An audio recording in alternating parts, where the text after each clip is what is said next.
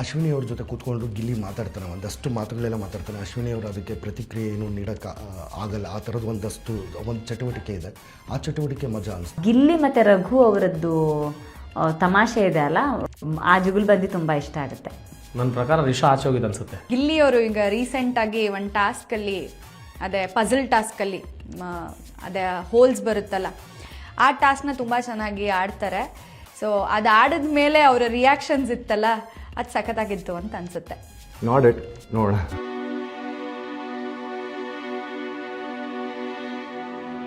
ಗಿಲ್ಲಿ ಕೈಲೇ ಊಟ ಬಡಿಸ್ಕೊಂಡು ತಿನ್ಬೇಕು.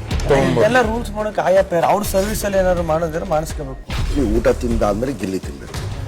ನಾವೇನು ಆಟ ಆಡಕ್ಕೆ ಬಂದಿದೀವ ಅಭಿ?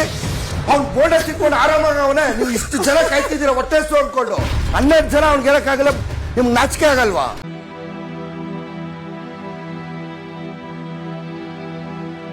ಕೆಲವೊಂದು ಪರ್ಸನಲ್ಗೆ ಅಂತ ಬಂದ್ಬಿಟ್ರೆ ಸಪ್ಲೈಯರು ಅಲ್ಲ, ನಾನು ಅತಿಥಿನೂ ಅಲ್ಲ, ಬೇರೆ ಆಗ್ಬಿಡ್ತೀವಿ. ನೀನ್ ಕೊಡ್ತಾ ಇದ್ದೇನಪ್ಪ ಬಿಟ್ಟಿ ಊಟ? ಮಾತುಗಳು ಕರೆಕ್ಟ್ ಆಗಿ ಬರ್ಲಿ. ಸಾರಿ ಸರ್, ಎಲ್ಲರ ಹತ್ರ ಮಾತಾಡ್ದಾಗ ನನ್ನ ಹತ್ರ ಮಾತಾಡಕ್ ಬರ್ಬೇಡ. ಇಷ್ಟ ಇರ್ಬೇಕಷ್ಟ ಮಗ.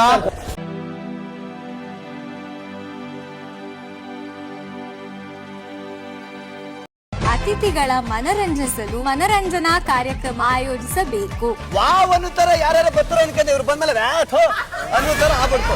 5 ಜನ ನೆಂಟ್ರು ಬಂದ್ರು, ತಿಂದ್ರು ತಿಂದ ಮೇಲೂ ತಿಂದಾಕು ಅವ್ರಿಗೆ ಇಷ್ಟ ಇರ್ಬೇಕಾರೆ ತಂದಾಕ ಅವರು ನಾವು ನಮಗೆ ಇಷ್ಟ ಇರಬೇಡ. ಅಲ್ಲ, ಏನ್ ಮಾತಾಡ್ಬೇಕು ಅಂತ ಮಾತಾಡ್ತಾ ಇದ್ಯಾ ಗಿಲ್ಲಿ ನೀನು? ಎಲ್ಲದಕ್ಕೂ ಒಂದು ತಾಳ್ಮೆ ಐತೆ ಗಿಲ್ಲಿ. ಇರಿಟೇಟ್ ಮಾಡ್ತಾ ಇದ್ಯಾ ತುಂಬಾ. ಮನುಷ್ಯ ಜಾತಿ ಸೇರಿದವ್ರು ಒಂದ್ಸತಿ ಅರ್ಥ ಮಾಡ್ಕೊಬೇಕಲ್ಲ.